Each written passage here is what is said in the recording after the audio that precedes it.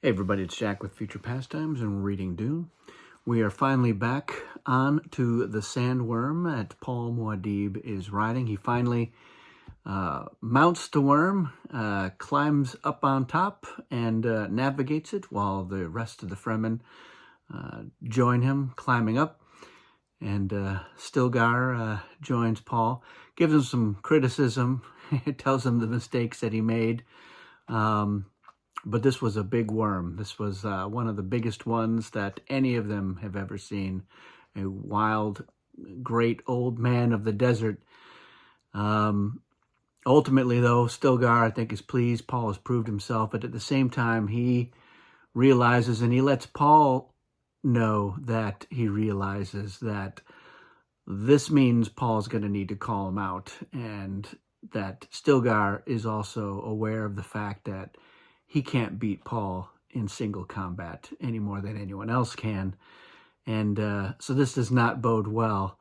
And Paul, of course, doesn't want to do it. And he knows he needs to have gone through this step because it's his best bet for trying to keep control of the jihad as much as possible, if that is even possible. So it's a relatively short chapter because that's what goes on. It ends with them spotting an ornithopter off in the distance, so everybody scrambles off. They were planning to head south to join the women and children at the southern siege, and they were going to ride this giant sandworm until it was exhausted, so that they can safely dismount. The worm's unlikely to harass them, but this one, they need to get off and get under cover quickly, so it's a little bit risky, but they managed to do it. The worm does not bother them, and they realize that it's probably smugglers, and the smugglers have apparently widened their smuggling operations much farther south than normal. So Paul says we need to teach them a lesson and let them know this is our territory, and they have no business coming down here. And they have some spice, so the chapter ends with them talking about baiting a trap for the smugglers. So this is a chapter that has certainly been adapted. It was in the Lynch movie.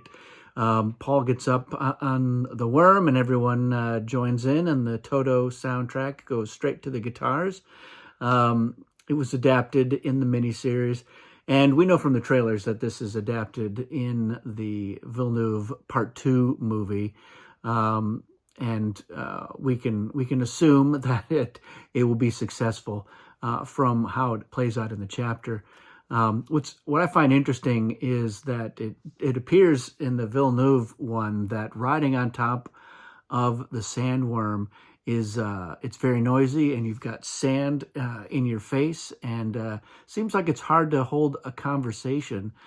It was not terribly hard for them to do it in the Lynch movie, and same with the miniseries that Sci-Fi did.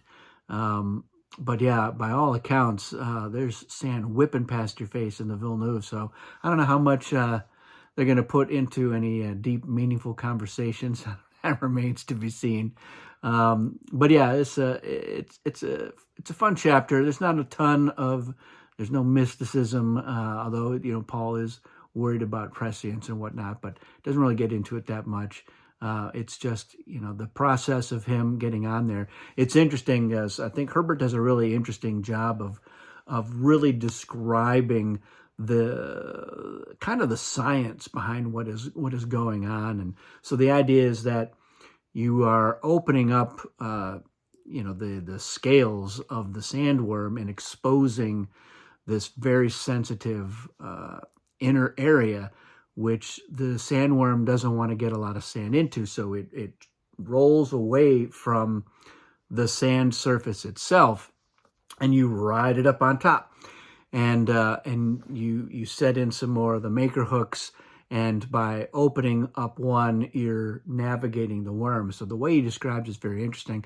He also talks a lot about just the condition of the sand that's going along the worm as it's moving, and how dangerous that is. And Stilgar chastises Paul for being too close to drum sand, which makes a sound when you're walking out, a loud, echoey sound, which would have might have made the worm move and adjust its movement because it's heading for the thumper. But once it's done that, it's once again it's sensitive to the sounds that are not natural to the desert. And so, but Paul manages to still circumnavigate the issues there and gets on. But I like all those details. It makes it really interesting. It really sells this concept of what it must be like and how the Fremen came upon learning how to mount sandworms and ride them around and steer them. So that's what this chapter really gives us, is that level of detail on that particular activity, which is very intrinsic to the Fremen culture. So I love this chapter, like most of them. It's pretty straightforward, but if you have questions, let me know. Let me know your thoughts on this chapter, and I look forward to seeing it play out in the part 2 coming up in a couple of months. So that's it for this one, everybody. Thanks for watching, and we'll see you again soon.